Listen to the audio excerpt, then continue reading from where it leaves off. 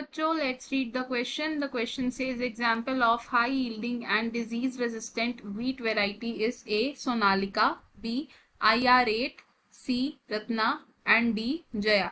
तो क्वेश्चन में हमसे पूछा है कि व्हीट की हाई यील्डिंग और डिजीज रेजिस्टेंस वेराइटी कौन सी है इन चारों में से. तो हमें चारों ऑप्शंस में से करेक्ट ऑप्शन बताना है. तो सबसे पहले इस क्वेश्चन का की कॉन्सेप्ट समझ लेते हैं. तो इस क्वेश्चन में हमारा की कॉन्सेप्ट होगा ग्रीन रेवोल्यूशन. Green revolution. तो ग्रीन रेवोल्यूशन इंडिया में कब आई थी? In the year 1960s. और ग्रीन रेवोल्यूशन क्यों आई थी इंडिया में?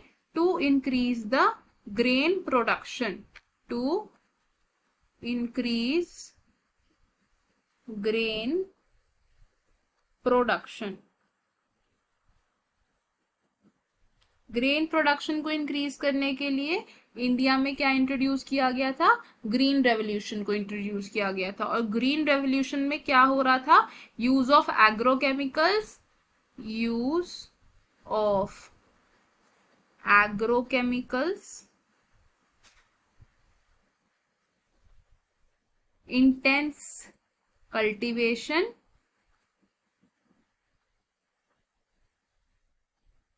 और हाई यील्डिंग वेराइटी सीड्स.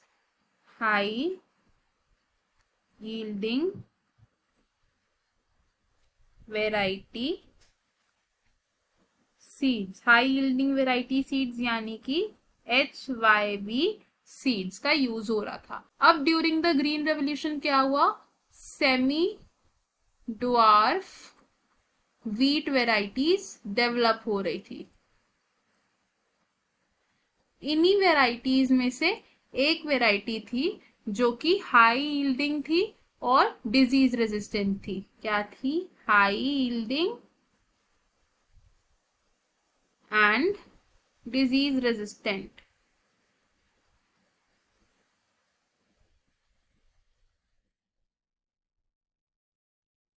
इस वेराइटी का नाम क्या था?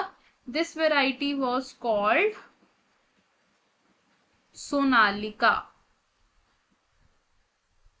सोनालिका क्या था? एक ऐसी व्हीट वेराइटी थी जो कि सेमी ड्वार्फ थी, हाई यील्डिंग थी और डिजीज रेजिस्टेंट थी. तो हमें हमारे क्वेश्चन का आंसर मिल गया. क्वेश्चन में हमसे क्या पूछा था? Example of high yielding and disease resistant wheat variety is. तो हमारा आंसर क्या होगा इसमें? ऑप्शन ए यानी कि सोनालिका. हम इसे लिख लेंगे. We will write option A is correct. अब देख लेते हैं कि बाकी ऑप्शंस क्यों इनकरेक्ट है. Option B says IR8. तो IR8 एक राइस की वेराइटी है, ना कि व्हीट की वेराइटी. तो ये ऑप्शन हमारा रॉन्ग हो जाएगा. Option she says Ratna. Ratna भी एक राइस की वेराइटी है, तो ये ऑप्शन रॉन्ग हो जाएगा. Option D says Jaya. तो जया एक राइस की वेराइटी है और ना कि व्हीट की वेराइटी. तो ये ऑप्शन भी रॉन्ग हो जाएगा. तो हमारा करेक्ट और फाइनल आंसर क्या होगा इस क्वेश्चन का? ऑप्शन ए यानी कि Sonalika. I hope you understood it well. All the best. Thank you.